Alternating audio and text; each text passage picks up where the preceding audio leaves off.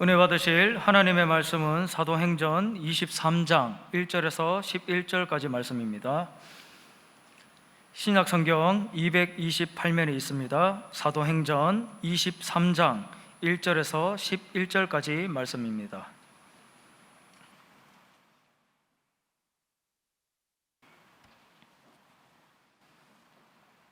함께 합독하시겠습니다.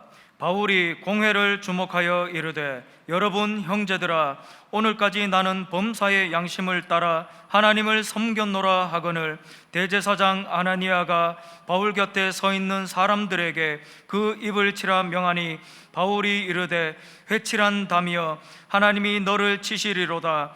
내가 나를 율법대로 심판한다고 앉아서 율법을 어기고 나를 치라 하느냐 하니, 곁에 선 사람들이 말하되, 하나님의 대제사장을 내가 욕하느냐? 바울이 이르되, 형제들아, 나는 그가 대제사장인 줄 알지 못하였노라. 기록하였으되 너의 백성의 관리를 비방하지 말라 하였느니라 하더라. 바울이 그중 일부는 사두개인이요 다른 일부는 바리새인인 줄 알고 공회에서 외쳐 이르되, 여러분 형제들아, 나는 바리새인이요 또 바리새인의 아들이라. 죽은 자의 소망 곧 부활로 말미암아 내가 신문을 받노라. 그 말을 한즉 바리새인과 사두개인 사이에 다툼이 생겨 무리가 나누어지니, 이는 사두개인은 부활도 없고 천사도 없고 영도 없다 하고 바리새인은 다 있다 함이라. 크게 떠들새 바리새인 편에서 몇 서기관이 일어나 다투어 이르되, 우리가 이 사람을 보니 악한 것이 없도다. 혹 영이나 혹 천사가 그에게 말하였으면 어찌하겠느냐 하여 큰 분쟁이 생기니, 전부장은 바울이 그들에게 지켜질까 하여 군인을 명하여 내려가 무리 가운데서 빼앗아 가지고 영내로 들어가라 하니라. 그날 밤에 주께서 바울 곁에 서서 이르시되, 담대하라. 내가 예루살렘에서 나의 일을 증언한 것 같이 로마에서도 증언하여야 하리라 하시니라. 아멘. 오늘 저는 사도행전 23장 1절과 1절로 11절까지 말씀을 중심으로 담대하려면 이라는 제목으로 하나님 말씀 나누기 원합니다. 같이 한번 해보실까요? 담대하려면. 어제 결혼식장에 갔습니다. 신랑 신부가 결혼하는 모습을 보면서 한 20여 년 전에 제 결혼했던 모습도 생각이 나더라고요. 그러면서 이제 막 결혼한 저 사랑하는 신랑 신부가 앞으로 이 세상을 헤쳐나가려면 하나님께 기도했습니다. 하나님, 저 신랑 신부에게 담대한 마음을 허락하여 주옵소서. 이 세상 따르지 않고 세상과 타협하지 않고 끝까지 선한 양심을 지키고, 두 부부가 남자 여자는 틀리지 않습니까? 지혜롭게 부부싸움을 조금 덜하게 도와주시옵소서. 이 부부싸움 안 할 수는 없는 것 같습니다. 어차피 할 텐데 지혜가 있으면 부부싸움 좀 덜하게 되는 것 같습니다. 무엇보다도 담대하게 살려면 하나님의 좀 사명이 필요할 텐데, 이 새로 생긴 가정교회 하나님의 사명을 좀 허락하여 주옵소서, 이런 마음으로 기도를 했습니다. 어찌 가정이 새 출발할 때만 그렇겠습니까? 선교사로 아프리카 땅을 밟은 한 선교사님의 이야기입니다. 아프리카 땅에 발을 딱 디었는데 이게 웬일입니까? 선교의 길이 막힌 겁니다.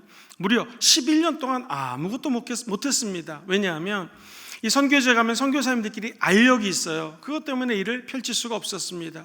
풍토병과 기후에 적응하느라고 가족들 돌보고 준비하는 데만 무려 11년이 걸렸습니다. 그러나 사랑하는 성도님들, 우리가 어떤 일을 하고자 할 때 막히고 길이 안 열린다 할지라도 기도하고 기다리시면 길이 열립니다. 담대하십시오. 하나님의 때에 하나님의 축복이 열리게 되어 있습니다. 드디어 11년이 지나자 선교를 하게 되었습니다. 그리고 하나님의 은혜로 최초로 아프리카에서 저 끝에서 다른 한쪽 끝편으로 횡단을 할 선교사님이 되었습니다. 그의 노고와 힘듦을 본부에서 알고 같이 공부를 한 신학교 때 친구들과 선배들이 편지를 적었습니다. 사랑하는 다윗 리빙스톤 선교사님, 이렇게 선교를 열심히 한다는 얘기를 듣고 갖가지 고통을 당한다는 이야기를 들었습니다. 우리가 몇 명 선교사님을 좀 파송해 드릴 테니 계신 곳이 어딘지, 어떻게 찾아가는지 길만 알려주시면 곧 지원군을 보내드리겠습니다. 그랬더니 리빙스턴 선교사님의 답장을 한번 들어보십시오. 마음은 고맙지만 이곳까지 오는 길이 있어야지 온다고 하는 선교사님은 필요 없습니다. 받지 않겠습니다. 지금 우리 이 아프리카에 필요한 사람은 길이 없어도 스스로 만들고 스스로 찾아오겠다는 사람이 필요합니다 라고 편지를 적었다고 합니다. 시사하는 바가 큽니다. 일찍이 일본에 있는 유명한 도쿄대학교의 교수가 퍼스트 러너라고 하는 개념을 이 경영하고 있는 사장님들에게 강의를 한 적이 있었습니다. 앞으로 일선에서 그야말로 퍼스트, 제일 앞서서 뛰는 사람들만이 경영 현장에서 살아남을 수 있을 것이다 라는 그러한 발표였습니다. 점점 시간이 지나갈수록 남이 갔던 길을 따라가지 자기가 개척해서 앞으로 나아가고자 하는 동력이, 힘이 딸리는 것 같은 느낌입니다. 리빙스턴은 담대할 수 있었던 이유가 무엇이었을까요? 그는 어느 날 선교를 하다가 이 사제에게 물립니다. 얼마나 아팠겠습니까? 개에 물려도 아플 텐데. 그러니 얼마나 이 참 상심이 되고 이 선교를 계속해야 될까 이런 생각이 했을 것입니다. 그러나 그의 입술에서 튀어나오는 말을 들어보십시오. 사명이 있는 사람은 그 사명을 이루기까지는 죽지 않습니다. 난 아직 사명이 있기 때문에 사제에게 물려도 죽지 않습니다. 그의 고백 그대로 그는 살아났고 끝까지 선교 현장에서 그의 젊음과 삶을 불태우며 끝까지 선교적 사명을 감당할 수가 있었습니다. 사도 바울의 입에서 나온 고백은 무엇이었을까요? 예루살렘에 도착해 보니 오히려 살인을 하려고 하고 자기를 죽이려고 하는 정말 앞뒤가 꽝꽝 막혀 있는 어려움 속에서 그 입술에서 튀어나오는 말은 담대한 말씀이었습니다. 사도행전 20장 24절 같이 읽어볼까요? 시작. 내가 달려갈 길과 주 예수께 받은 사명 곧 하나님의 은혜의 복음을 증언하는 일을 마치려 하면은 나의 생명조차 조금도 귀한 것으로 여기지 아니하노라. 사도 바울과 리빙스턴의 이 담대함은 도대체 어디서 나오는 걸까요? 우리는 어떻게 하면 이 어려운 코로나19 시기를 담대하게 살아갈 수 있을까요? 오늘 본문 말씀을 근거로 세 가지 말씀 나누기 원합니다. 첫 번째로 선한 양심을 따라 살아가면 담대해집니다. 같이 한번 해보실까요? 선한 양심을 따라 살아야 합니다. 선한 양심은 원래 우리 하나님께서 인간을 창조하실 때 우리 안에 만들어 놓으셨습니다. 그런데 하나님과 인간의 관계를 질투한 이 마귀가 하나님과 우리 인간의 관계를 갈라놓습니다. 우리 안에 있는 선한 양심을 망가뜨려 놓습니다. 꾸겨뜨려 놓습니다. 정말 하나님이 이 동산 안에 있는 이 실과의 나무를 먹지 말라고 하던, 아니 이 먹음직스럽고 보암직스럽고 지혜스럽게 할 만큼 탐스러운 것을 먹어라 라고 유혹함과 동시에 우리 인간은 죄를 범하고 내 안에 있는 선한 양심이 뭉그러졌습니다. 그러나 어떻게 회복될 수 있겠습니까? 오직 한 가지, 십자가에서 죽고 부활하신 예수님을 믿으면 우리 안에 계신 성령으로 말미암아 선한 양심이 회복되게 될 줄 믿습니다. 아무리 내 안에 있는 양심이 구겨지고 뭉그러지고 벌어질 때 할지라도 예수님의 보혈이 닿기만 하면 회복되게 되는 것이죠. 제가 여기 5만 원짜리 한 장이 있습니다. 이것을 구겼습니다. 그리고 다시 폈습니다. 자, 5만 원짜리 가지실 분 손 들어보십시오. 우리는 손을 한 번도 안 들지만 일반적으로 다 듭니다. 그죠? 왜 그럴까요? 5만 원은 5만 원짜리 가치가 있기 때문에 그렇습니다. 우리도 마찬가지입니다. 아무리 마귀가 우리를 꾸겨 놓는다 할지라도 우리가 예수 믿고 구원받으면 하나님의 자녀로 활짝 펴지게 될 줄 믿습니다. 구원받아 천국 가는 하나님의 백성이 되었다라는 것이죠. 이것은 어떤 누구도 망가뜨릴 수가 없는 하나님의 진리인 것입니다. 오늘 예수 믿고 구원받아 천국 가는 거 믿으시면 한번 아멘 해보실까요? 그럼 우리 안에 있는 선한 양심이 회복되는 것입니다. 사도 바울이 지금 여기 앞에 서 있습니다. 이것은 사내들인 공회입니다. 여기는 아무나 오지 못합니다. 바리새인이라든가 사두개인이라든가 서기관들이든가 장로님들이 오는 곳입니다. 어떤 기관인가? 당신은 로마 압제하에 있었기 때문에 정치적인 이슈라든가 경제적인 것 가지고 이 공회에서 재판을 못합니다. 꽝꽝꽝 결론 내릴 수 없어요. 그러나 두 가지 측면에서 사내들이는 최고 의결기관이었어요. 첫 번째, 종교적인 문제 가지고 얼마든지 심의할 수 있었습니다. 두 번째, 우리의 종교라든 뿐만 아니라 관습, 풍습 가지고 최고 의결기관으로서 꽝꽝꽝 하면 죽일 수도 있고 살릴 수도 있고 감옥에 들어갈 수도 있는 곳이었습니다. 사도 바울이 이 앞에 서 있으면 일반 사람이라면 다 긴장을 합니다. 위축이 됩니다. 사람의 마음이 구겨지게 되어 있습니다. 그러나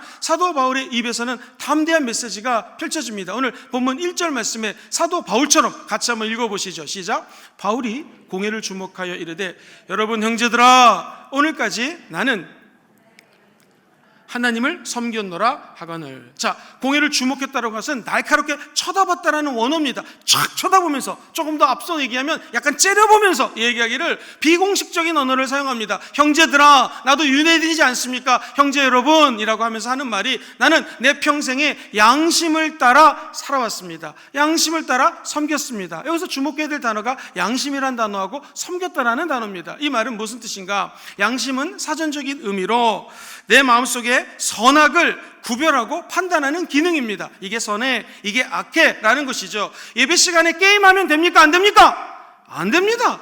마음의 양심이 알려주는 것이죠. 예배 시간에 딴 생각하면 됩니까? 안 됩니까?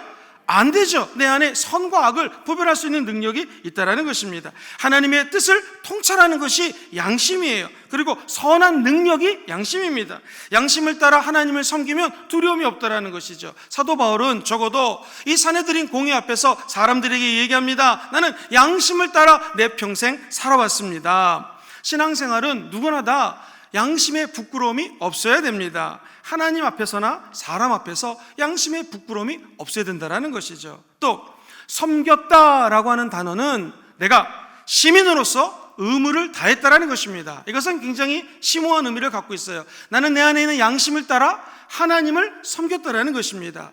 이 율법의 큰 율법 두 가지는 마음을 다하고 목숨을 다하고 뜻을 다하고 힘을 다하여 야훼 하나님을 섬기는 거예요. 나는 내 양심을 다하여 선한 양심으로 하나님을 섬겼습니다. 뿐만 아니라 나는 시민으로서 내 이웃과 주변 사람들을 섬겼습니다 라고 하는 사도 바울의 담대한 고백입니다. 우리도 우리 안에 있는 선한 양심이 회복되어 하나님과 이웃을 섬기는 삶을 살게 되기를 주의 이름으로 축원드립니다. 성경에 보면 양심에 대해서 많이 기록이 되어 있습니다. 선한 양심, 착한 양심, 화인 맞은 양심, 그리고 하나님 앞에 멀어진 양심. 사도 바울은 양심에 대해서 너무나 강조를 많이 했기 때문에 로마서에 보면은 2장, 9장, 13장 계속해서 양심에 대해서 이야기를 합니다. 오늘 디모데전서 1장 19절 한 절만 같이 한번 양심에 관한 이야기를 같이 한번 들어보시죠. 시작. 믿음과 착한 양심을 가지라. 어떤 이들은 이 양심을 버렸고 그 믿음에 관하여는 파선하였느니라. 자, 우리가 가져야 될 것은 저 말씀 그대로 믿음과 선한 양심입니다. 목사님, 우리 안에 있는 선한 양심이 어떻게 회복될 수 있겠습니까? 그것은 아주 간단합니다. 잊혀졌던 하나님에 대한 사랑과 그리움이 회복되면 내 양심도 회복됩니다. 아담과 하와를 창조하셨을 때 하나님은 우리 안에 양심이라고 하는 보물을 숨겨놓으셨습니다. 그리고 그 양심을 따라 하나님과 대화하고 하나님과 놀고 하나님과 교제했습니다. 마귀가 우리의 양심을 더럽혔어요. 그러나 회복할 수 있는 길이 있습니다. 우리 영과 혼과 육이 예수 그리스도의 보혈에 첨벙 들어가게 되면 하나님의 이름으로 선한 양심이 회복된다는 것입니다. 선한 양심은 아주 간단합니다. 예수의 보혈로 우리의 죄가 씻겨지고 선한 양심이 회복되면 내 시선이 하나님께 집중이 됩니다. 사람들이 나를 바라보는 것 중요하죠. 근데 이거보다 내가 하나님 앞에 초점 맞추는 것이 더 중요시 여기지게 된다는 것이죠. 심지어 내가 나를 바라보는 시선도 중요하지 않습니다. 하나님이 나를 바라보는 것, 그리고 내가 하나님을 바라보는 것, 이 하나님과 나의 시선이 교차되는 것, 이것이 가장 중요하다는 것이죠. 그러면서 하나님의 눈과 나의 눈이 마주칠 때마다 영적인 거룩한 스파크가 일어나고 전기가 터지고 하나님의 사랑 안에 내 눈물이 쏟아지는 것이죠. 저와 여러분들이 예배를 드릴 때마다 내 시선이 하나님과 시선의 고정됨으로 말미암아 눈과 눈을 마주치고 우리 안에 있는 선한 양심이 회복되는 기적이 예배 때마다 나타나게 되기를 주의 이름으로 축원드립니다. 한편 종교 지도자라 할지라도 2000년 전에 우리 예수님께서는 이 사두개인과 바리새인들과 서기관들을 향하여 화 있을진저 이런 메시지를 던지십니다. 마태복음 23장 13절 말씀이에요. 같이 한번 읽어보겠습니다. 시작. 화 있을진저 외식하는 서기관들과 바리새인들이여, 너희는 천국 문을 사람들 앞에 닫고 너희도 들어가지 않고 들어가려고 하는 자도 들어가지 못하게 한. 바리새인들은 겉으로는 하나님을 경외한다고 말하면서도 속으로는 다른 사람들에게 환심을 사기 위해서 경건한 척 그렇게 행동하는 사람들입니다. 이 바리새인들과 사두개인들과 서기관들은 자기도 천국에 못 들어갈 뿐만 아니라 사람들이 천국에 들어가야 되는데 이 문까지도 가로막았다라고 성경은 이야기합니다. 그러면서 예수님께서는 화 있을진저 말씀하십니다. 자, 그렇다면은 우리가 이런 종교적인 사람이 되는 것이 아니라 어떻게 하면 십자가를 통하여 예수 그리스도의 사람이 될 수 있을까요? 아주 간단한 방법이 있습니다. 이 외적인 것은, 외식하는 자라는 말은 외적인 것을 꾸미는 자라는 뜻입니다. 즉 하나님은 사람의 중심을 보시고 속을 보시지 겉사람을 보지 않는다라는 것입니다. 여러분들은 예수의 피를 의지하여 날마다 예수의 보혈로 영과 혼과 육을 바르게 되시기를 주의 이름으로 축원드립니다. 우리나라 서해안에 가면 유명한 섬이 있는데 이 섬은 머드팩 하는 걸로 유명합니다. 그래서 사람들이요 배를 타고 40분을 들어가 가지고요 세상이 TV에서 봤는데 그 진흙을 온몸에 바르는 거예요. 바르면서 하는 말이 이렇게 바르면 예뻐져요 그러는 거예요. 여러분들은 머드팩 하지 않아도 예뻐질 수 있는 방법이 있습니다. 예수의 보혈팩을 하시기를 바랍니다. 우리 영과 혼과 육의 예수 피를 받으면 우리의 선한 양심이 다시 선해지고 예뻐지고 하나님 안에 깨끗한 모습으로 변화되게 될 줄 믿습니다. 한 번은 중국에 간 적이 있습니다. 중국 내륙 지방에 있는 한 큰 도시였는데요, 깜짝 놀랐습니다. 아니 분명히 이름이 적혀져 있는데 한국 사람 이름이 적혀져 있는 거예요. 아니 왜 버스 광고에 3-4명의 한국 사람의 얼굴과 큰 사진과 이름이 적혀져 있을까? 선교사님께 여쭤봤습니다. 저게 뭡니까? 했더니 설명을 해주더라고요. 요즘 이 중국 도시에 성형수술이 인기입니다. 전문들은 한국에서 오신 성형외과 의사 선생님들이십니다. 성형외과의 성형수술은 한국 분들이 잘하기 때문에 그분들이 서울이나 부산에서 이틀 정도 사시고 또 나머지는 중국에 와서 성형수술 하신다는 거예요. 그래서 성형수술은 우리 병원에서 이런 광고가 붙어져 있더라고요. 야, 저거 보고 사람들이 성형수술 하러 가는구나. 여러분, 외적인 모습 꾸미는 거 중요합니다. 그런데 선한 양심을 따랐다는 것은 보이지 않는 내 내면의 선한 양심입니다. 이 양심은 사람의 힘으로 성형수술할 수 없습니다. 오직 한 가지, 예수 그리스도의 보혈과 십자가의 능력으로 변화되게 될 줄 믿습니다. 우리도 사도 바울처럼 선한 양심을 따라 살아야게 될 줄 믿습니다. 우리의 힘으로 할 수 없으니 날마다 시간마다 예수 십자가의 보혈의 공로를 의지하시기를 주의 이름으로 축원드립니다. 두 번째로 사도 바울이 담대할 수 있었던 이유는 그는 하나님께로 오는 신령한 지혜를 구했습니다. 이 지혜는 성령 하나님이 주십니다. 지혜는 야훼 하나님을 경외하는 것이 지혜의 근본입니다. 오늘 하나님의 지혜를 받기 원하시는 분들은 아멘 해볼까요?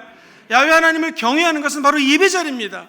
예배를 드릴 때마다 하나님은 우리 안에 선하지 않은 양심들을 회복시켜 주시고 뿐만 아니라 우리가 갖고 있는 문제의 해답, 지혜를 선물로 주십니다. 문제의 답이라고 하는 열쇠를 주신다는 것이죠. 여러분, 제가 이해를 돕기 위해서 그때 상황을 좀 설명해 드리겠습니다. 그 당시에 사도 바울이 서 있는 이 유대인들 예루살렘에는 사두개인들이라고 하는 사두개파가 있었고, 우리가 알고 있는 바리새인들이 중심으로 된 바리새파가 있었습니다. 두 팀으로 나눠져 있었습니다.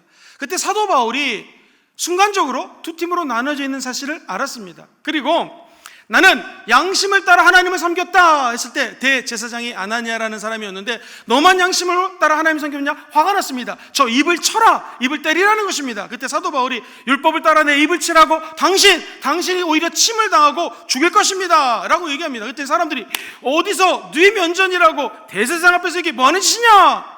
제가 눈이 나빠서 몰랐습니다 하면서 갑자기 하나님이 사도 바울에게 지혜를 줍니다. 그러면서 이렇게 7절과 8절은 본문에 이야기합니다. 같이 한번 읽어보시죠. 시작. 그 말을 한즉 바리새인과 사두개인 사이에 다툼이 생겨 무리가 나누어지니, 이는 사두개인은 부활도 없고 천사도 없고 영도 없다 하고 바리새인은 다 있다 함이라. 사도 바울이 느낌으로 알았습니다. 눈이 나빠서 잘 보이진 않았지만 여기는 사두개인들이 있고 바리새인이 있구나. 그러면서 그가 입술을 열어서 이야기합니다. 나는 바리새인 중에 바리새인입니다. 예수 그리스도의 부활의 능력을 믿습니다 라고 선포합니다. 자, 어떤 의미냐면 사두개인들은요 종교 집단의 리더였지만 굉장히 정치적이었습니다. 현실주의자였어요. 그렇기 때문에 부활도 없어요, 천사도 없어요, 영도 없어요, 이런 것이 다 없다고 얘기를 했습니다. 그런데 바리새인들은 비교적 종교적이었어요. 영적이었어요. 부활도 있고 영도 있고 천사도 있습니다 라고 이야기를 합니다. 그러니 사도 바울이 나는 바리새인이요, 이 말은 예수 그리스도가 부활하셨고 천사가 있고 하나님의 영이 있습니다 라고 이야기를 한 겁니다. 자, 이 대목을 6절에서 한번 사도 바울의 고백을 들어보시죠. 6절 같이 읽어봅니다. 시작. 바울이 그 중에 일부는 사두개인이요 다른 일부는 바리새인인 줄 알고 공회에 외쳐 이르되, 여러분 형제들아, 나는 바리새인이요 또 바리새인의 아들이라. 죽은 자의 소망 곧 부활로 말미암아 내가 신문을 받노라. 이 기가 막힌 지혜입니다. 사도 바울은 엄청난 지혜가 있었어요. 뭐라 그러냐면 나는 바리새인입니다. 그러자 바리새인들과 사두개인들이 원래는 사도 바울을 죽이고 감옥에 집어넣는 목적인데 두 팀의 싸움이 일어납니다. 그때 천부장이 안 되겠다 싶어가지고 사도 바울을 데리고 안전하게 로마로 호송합니다. 거기서 잘못 얘기했다가는 죽을 수밖에 없을 텐데 하나님의 지혜로 위기를 모면하는 것이죠. 우리나라의 속담에도 말 한마디로 청량빛을 갚는다라는 속담이 있습니다. 우리 기도 제목은 내일부터 회사에 출근하시고 직장에 가시고 또 학생들은 학교 가실 때 하나님 우리 입술에 하나님의 지혜를 허락하여 주시옵소서. 죽음도 모면할 수 있는 은혜가 하나님의 지혜로 말미암아 우리 가운데 임한다라는 사실입니다.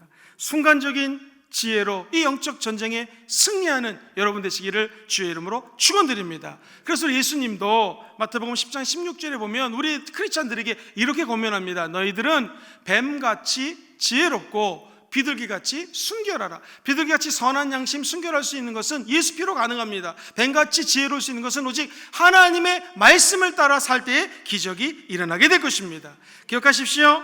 이 지혜는 후히 주시고 꾸짖지 아니하시는 하나님께 기도하면 누구에게나 다 임합니다. 할렐루야. 야고보서 기자는 이야기합니다. 하나님이 누구든지 지혜가 부족하거든 후히 주시고 꾸짖지 아니하시는 하나님께 아뢰라. 그리하면 주신다고 약속하셨습니다. 인간은 질문하면 야단칠 수 있습니다. 엄마 왜 미국 대통령 선거가 저렇게 진행되나요? 넌 그것도 모르니? 혼낼 수 있어요. 그러나 우리 하나님은 그렇지 않습니다. 몰라도 이해해 주시고 잘 모르면 지혜를 주셔서 깨닫게 하시는 분이 하나님인 줄 믿습니다. 이 하나님의 지혜가 얼마나 위대하냐면요, 인간의 지혜하고는 틀립니다. 우리 생각에는 사도 바울이 수고를 많이 했으니까 리무진을 타고 로마로 갔으면 참 좋겠습니다. 아니면 비행기를 샥 타고 갔으면 좋겠습니다. 그런데 하나님의 계획은 틀립니다. 만약에 사도 바울이 평범한 선교사로 평범한 목사님으로 갔다라고 하면 로마에 가서 높은 사람을 만날 수가 없습니다. 왜 그랬을까요? 평범한 사람들밖에 못 만나죠. 그런데 하나님의 은혜로 죄인이었기 때문에, 우리 인간의 생각으로는 죄인으로 안 갔으면 좋겠는데 죄인이었기 때문에 소위 말해서 높은 사람들을 만날 수가 있었습니다.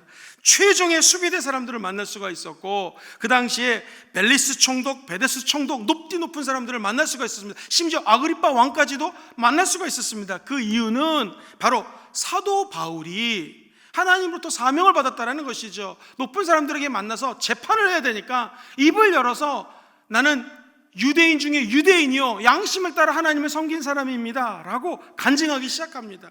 그 사람들이 믿건 안 믿건 이건 하나님이 하실 일입니다. 사도 바울의 사명은 복음을 증거하는 것이죠. 또 놀라운 것은 네 죄가 뭐냐? 내 죄는 어쩌고 저쩌고 간증하기 시작합니다. 여러분, 놀라운 것은 사도 바울의 이 재판 기록이 있습니다. 우리가 재판을 하면 기록해 놓지 않습니까? 사도 바울의 재판 기록은 그 자체가 간증입니다. 사도 바울의 재판 기록은 바로 그 자체가 전도입니다. 더 놀라운 것은 오늘 우리가 읽었던 본문 말씀은, 앞으로 이어질 하나님의 말씀은, 사도 행전에 나오는 것들은 사도 바울의 변론이 간증이 되고 그게 성경 말씀이 되었다라는 사실입니다. 얼마나 놀랐습니까? 죄인으로 갔던 그가 입술을 열어 간증하자 그것이 오늘날 우리가 읽는 성경 말씀이 되었다는 사실이죠. 혹시 여러분 가운데 죄인처럼 갇혀있고 사방으로 우겨싸움을 당한 것 같고 너무나 어려운 것처럼 요셉이 감옥에 있는 것 같은 그런 상황을 맞이하신 분이 계십니까? 기억하십시오. 하나님은 하나님의 계획과 지혜가 있습니다. 조금 더 인내하시면 반드시 하나님의 뜻이 이루어지게 될 줄 믿습니다. 왜 이 죄인된 몸으로 로마로 방문했을까요? 그렇기 때문에 생명의 위협으로부터 벗어날 수가 있었습니다. 제가 복음을 열심히 전하는 사람인데 여기 부산에서 서울 가려고 합니다. 그런데 저를 죽이려는 로마 사람들, 당시 유대인 사람들, 또 로마 군인들이 얼마나 많았겠습니까? 아마 서울은커녕 대전도 가기 전에 죽었을 수 있었을 것입니다. 마찬가지로 사도 바울은 지금 생명의 위협을 느끼는 상황이에요. 그런데 이게 웬 은혜입니까? 죄인이었기 때문에 로마 군인들의 호의를 받아가지고 로마까지 안전하게 들어갔다는 사실입니다. 하나님의 지혜는 인간의 생각으로 알 수가 없습니다. 우리 지혜보다 높으십니다. 우리 지혜보다 넓습니다. 우리 지혜보다 깊습니다. 할렐루야. 그러면 우리가 될 일은 하나님께 기도하여 지혜를 받게 되기를 주의 이름으로 축원드립니다. 이 죄수로 로마로, 죄수였기 때문에 로마로 잘 갔다, 이게 무슨 말이냐면 그 당시에는 사도 바울이 로마까지 가려면 돈이 많이 들었습니다. 이 사역 말기에는 사도 바울이 텐트 메이커가 아니었기 때문에 굉장히 물질적으로 어려웠을 것입니다. 이 돈 어디서 마련합니까? 그런데 죄인이었기 때문에 오히려 호송을 받아서 보호를 받으면서 돈 한 푼 들이지 않았습니다. 이 2000년 전에 고고학적인 자료들을 살펴봤더니 죄인들에게 로마 제국은 큰 당시 세계 최대 강국이었기 때문에 먹을 거를 잘 줬다고 합니다. 굶지 않고 잘 먹으면서 갔습니다. 할렐루야. 배값이 비쌌습니다. 배싹을 치르지 않고 갔습니다. 이것이 하나님의 신묘막측한 계획이라는 것이죠. 우리가 담대할 수 있는 것은 비록 내가 감옥에 있다 할지라도, 사람들이 나를 죽이는 어려움에 있다 할지라도 기억하시기 바랍니다. 하나님은 여러분을 사랑하십니다. 사랑하는 자에게는 모든 것들이 합력하여 선을 이루는 계획과 지혜가 있다는 것이죠. 또 한 가지 말씀을 드리기를 원합니다. 저는 이 말씀을 읽을 때 하나님이 사도 바울에게 지혜를 주실 때마다 항상 밤에 나타나시는 장면을 사도행전을 보면서 느낄 수가 있었습니다. 오늘 본문 11절에도 하나님이 한밤중에 나타나서 위로하고 지혜를 줍니다. 이렇게 말씀을 하시거든요. 11절에 보면 담대하라, 네가 예루살렘에서 내 일을 증언한 것처럼 로마에 가서도 증언할 것이다. 사랑하는 성도님들, 어떻게 하면 담대해질까요? 인생의 한밤중에 하나님을 만나면 담대해지게 되는 줄 믿습니다. 사도 바울은 똑똑한 사람이었습니다. 오늘 아침에 박사학위가 아마 몇 개 있는 분이셨을 것입니다. 이분이 생각을 해보니 동쪽으로 가야 돼요. 아시아로 가서 복음을 증거해야지 사람들이 복음의 수용성이라고요, 복음을 받아들일 확률이 높은 거예요. 아니 100명에게 전하면 30명 40명 믿으면 수용성이 높으니까 여기 가서 전해야 되죠. 그런데 어느 날 한밤중에 하나님이 나타나셔서 아시아 동쪽이 아니라 서쪽 마게도니아다, 유럽이다 라고 말씀하십니다. 그것이 사도행전 16장 9절 말씀, 같이 한번 그런지 눈으로 확인해 보겠습니다. 시작. 밤에 환상이 바울에게 보이니 마게도니아 사람 하나가 서서 그에게 청하여 이르되 마게도니아로 건너와서 우리를 도우라. 자, 이 환상이 밤에 나타났습니다. 영적으로 밤이라는 것은 껌껌한 시간이에요. 어두운 시간이에요. 코로나19가 마치 우리 사업장을 덮친 것 같은 이런 시기입니다. 아파서 누워있는 시기입니다. 눈에 보이지는 것이 없습니다. 그러나 하나님은 칠흑같이 어두운 그 밤에 나타나셔서 우리에게 지혜를 주시고 갈 길을 열어주시는 줄 믿습니다. 바울이 순종해서 유럽으로 갔습니다. 마게도니아 갔습니다. 열심히 복음을 전했는데 웬일입니까? 감옥에 들어갑니다. 보통 사람 같으면 나를 왜 감옥에 집어넣습니까? 하나님 이쪽 가지 말라고 해서 이쪽으로 갔는데 이게 웬일입니까? 했을 텐데 사도 바울은 보십시오. 한밤중에 그가 뭐를 했을까요? 16장 25절 같이 읽어봅니다. 시작. 한밤중에 바울과 실라가 기도하고 하나님을 찬송하며 질스들이 듣더라. 여러분, 인생의 한밤중을 만나면 찬양하고 기도하고 예배드리게 되기를 주의 이름으로 축원합니다. 하나님의 지혜가 임하는 것이죠. 결국에는 그 간수가 내가 어떻게 하면 좋겠습니까 해서 예수를 믿습니다. 그리고 빌립보 지역에 교회가 생기게 됩니다. 할렐루야. 교회 하나 개척하는 게 얼마나 어렵습니까? 그런데 감옥에 들어갔더니 그 감옥 문이 열리고 하나님의 나라가 임하고 그 지역에 교회가 세워졌다는 것이죠. 이게 인간의 생각, 인간의 지혜가 아닌 하나님의 지혜라는 것이죠. 사랑하는 성도님들, 껌껌한 밤 한밤중에서도 주님을 경배하고 찬양하십시오. 사도행전 18장 9절에 보면 고린도에 갔습니다. 사람들이 잘 안 믿어요. 딴 데로 갈까요? 어떻게 하면 좋을까요? 동쪽으로 갈까요? 어디로 갈까요? 라고 했을 때에 하나님이 18장 9절에 언제 나타나셨을까요? 같이 한번 읽어보겠습니다. 시작. 밤에 주께서 환상 가운데 바울에게 말씀하시되 두려워하지 말며 침묵하지 말고 말하라 말씀하십니다. 사랑하는 성도님들, 우리도 어디로 갈까요? 영등포로 갈까요? 청량리로 갈까요? 차라리 돌아서 갈까요? 이 많이 듣던 말인데요. 어디로 갈까요? 남포동으로 갈까요? 우리가 또 해운대로 갈까요? 어디로 갈까요? 할 때 기억하십시오. 인생의 깜깜한 밤중이라도 하나님이 나타나셔서 하나님이 모습을 보여주시고 지혜를 허락하여 주실 줄 믿습니다. 시간이 좀 지나면 사도행전 27장에 보면 23절과 24절에 태풍을 만납니다. 유라굴로라고 하는 태풍 앞에서 사도 바울의 입에서 튀어나오는 말은 어젯밤에 우리 주님이 나에게 나타나셨습니다. 늘 주님과 함께 있다는 사실이에요. 그 말씀을 한번 23절 24절을 같이 읽어봅니다. 시작. 내가 속한 바 꼭 내가 섬기는 하나님의 사자가 어젯밤에 내 곁에 서서 말하되 바울아 두려워하지 말라. 네가 가이사 앞에 서야 하겠고 또 하나님께서 너와 함께 항해하는 자를 다 너에게 주셨다 하셨으니, 인생의 칠흑같이 어두운 밤에 필요한 것이 있습니다. 하나님의 지혜가 필요합니다. 근데 그 지혜의 대부분은 무엇이겠습니까? 하나님은 지혜를 주시기 전에 먼저 말씀하십니다. 담대하라. 오늘 이 아침에 하나님의 음성 듣기를 주의 이름으로 축원합니다. 지혜가 없니? 담대하라. 기도하고 예배하면 내가 너에게 지혜를 주겠노라. 오늘 이 아침에 우리는 지혜가 없습니다.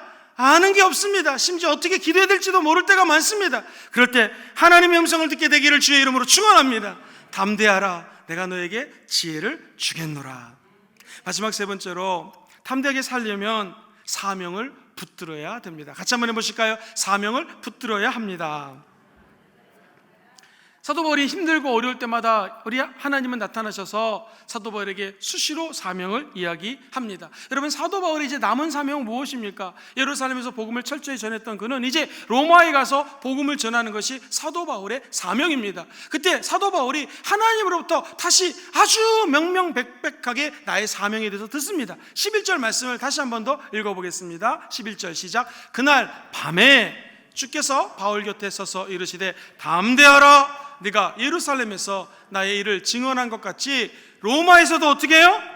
증언하리라. 여기서 주목해야 될 단어가 담대하라는 것과 나의 일을 증언한 것 같이 두 가지입니다. 설명을 드리겠습니다. 담대하라, 이 말은 달세오라고 하는 헬라어를 쓰는데 아주 쉽습니다. 용기를 주다, 위로하다, 격려하다, 이런 뜻입니다. encouraging이라는 단어를 많이 씁니다. 즉 하나님은 지금도 우리에게 나타나서 하시는 것이 있습니다. 우리에게 사명을 주셔요. 사명 주기 전에 저 여러분들을 용서하고 위로하고 포용하고 안아주는 줄 믿습니다. 그리고 오늘 말씀에서 이렇게 얘기를 하지요. 담대하라. 이 말씀은 우리 예수님도 이렇게 말씀하십니다. 세상에서는 너희가 환난을 당하나, 요한복음 16장 33절, 담대하라, 내가 세상을 이겼노라. 할렐루야. 우리가 이 세상에서 당하는 어려움과 환난을 두려워하지 말아야 될 것은 우리 예수님이 항상 함께하기 때문입니다. 뿐만 아니라 지금 이 말씀은 미래에 대한 예언적인 말씀 아닙니까? 네가 지금 이 예루살렘에서 복음을 전했던 것처럼 앞으로 저 미래에 로마에 가서도 복음을 전할 거다. 그래서 저는 항상 이 말씀을 읽을 때마다 그냥 미래에 복음 전하려는 하나님의 계시적인 말씀이구나 했는데, 정확히 헬라어 언어를 찾아봤더니 이 말씀의 뜻은 지금 네가 참 잘하고 있다, 너 힘들지, 어렵지만 지금 예루살렘에서 이렇게 복음을 열심히 증거하고 있는 이 모습 그대로 미래에도 똑같이 내가 너와 함께 할 것이다. 오늘 저와 여러분들이 힘들고 어렵지만 이렇게 힘들고 어려울 때 지금 이 자리, 이 상황에서 최선을 다하십시오. 예배드리기 어려울 때 더 하나님께 예배드리셔야 됩니다. 기도하기 어려울 때 더 하나님께 나아가셔야 됩니다. 그러면 네가 지금 이렇게 열심히 최선을 다하고 있으니 네 미래에 너의 사명을 내가 이루겠노라. 이 음성을 저와 여러분들이 듣게 되기를 주의 이름으로 축원합니다. 하나님의 사명은 너 미래에 이런 일 할 거니까 입만 쩍 벌리고 있으면 하늘에서 감이 떨어질 거야, 그거 아닙니다. 지금 이 순간 이 자리에서 최선의 노력을 경주하는 자들에게 하나님께서는 앞길을 열어주십니다. 강하고 담대한 마음을 주십니다. 그리고 어떤 환난 가운데서도 흔들리지 않는 믿음과 확신을 허락하여 주십니다. 다윗의 노래를 들어보십시오. 시편 31편 23절로 24절 말씀입니다. 같이 한번 읽어보시죠. 시작. 너희 모든 성도들아, 야훼를 사랑하라. 야훼께서 진실한 자를 보호하시고 교만하게 행하는 자에게는 엄중히 갚으시리니라. 야훼를 바라보는 너희들아, 강하고 담대하라. 야훼를 바라는 너희들아, 강하고 어떻게 하라? 담대하라.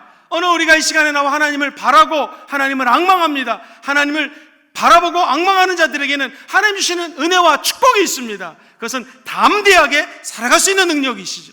어찌 바울만, 리빙스턴만 사명을 받았겠습니까? 저 여기 계신 모든 분들도 하나님으로부터 사명을 받았습니다. 아직 그 사명이 무엇인지 모르시는 분은 하나님께 기도하십시오. 기도해도 아직 응답이 없는 분은 제가 사명을 알려드리겠습니다. 하나님 우리에게 주시는 사명은 내가 세상 끝날까지 너희와 함께한다. 하늘과 땅에 있는 모든 권세를 나에게 주었다. 우리 예수님의 마지막 유언입니다. 너는 아버지와 아들과 성령님의 이름으로 침례를 주고, 그리고 예수 믿지 않는 자들에게 복음을 가르쳐줄 뿐만 아니라 그 하나님의 말씀대로 살 수 있도록 하나님의 복음을 증거하라는 것이 하나님이 저와 여러분들에게 맡겨준 사명입니다. 오직 성령이 우리에게 임하시면 권능이 임합니다. 땅끝까지 이르러 증인되는 것이 우리 순복음 금정교회 모든 성도님들의 사명인 줄 믿습니다. 이 사명 다하는 날까지 끝까지 강하고 담대하십시오. 사람들 보지 마시고 하나님만 바라보고 달려나가는 저와 여러분 되시기를 주의 이름으로 축원합니다. 이 사명은 우리가 리빙스턴처럼, 사도 바울처럼 이방인에게 복음을 안 전해도 상관이 없습니다. 우리 삶의 현장에서 예수님처럼 행동하시고 성령의 임재를 보여주게 되면 사람들이 여러분을 통하여 구원받고 귀한 성령의 열매를 맺는 기적이 일어나게 될 줄 믿습니다. 말씀을 정리합니다. 오늘 이 아침에 이 세상을 살아갈 때 강하고 담대하게 원하시는 분들은 아멘 해볼까요? 어떻게 담대해질 수 있겠습니까? 우리 안에 있는 선한 양심을, 예수 십자가 보혈의 공로를 힘입어 선한 양심이 회복되고 그 선한 양심을 따라가게 되기를 주의 이름으로 축원드립니다. 어떻게 담대할 수 있겠습니까? 우리는 지혜가 없습니다. 하나님의 말씀, 하나님의 계시, 하나님의 영으로 충만하여 하나님의 지혜를 구하십시오. 그럼 후히 주시고 꾸짖지 아니하시는 지혜가 임할 것입니다. 마지막 세 번째, 어떻게 이 땅을 살며 담대할 수 있을까요? 하나님이 저와 우리 사랑하는 성도님들에게 주신 사명이 있습니다. 그런데 이 사명은 인간의 힘으로 이룰 수가 없네요. 어찌 성취할 수 있겠습니까? 우리 안에 계신 성령님의 도우심을 받아야 됩니다. 천국 가는 날까지 성령님의 도우심과 인도하심과 예배하심을 체험하시는 귀한 순복음 금정교회 성도님들 다 되시기를 주의 이름으로 축원드립니다.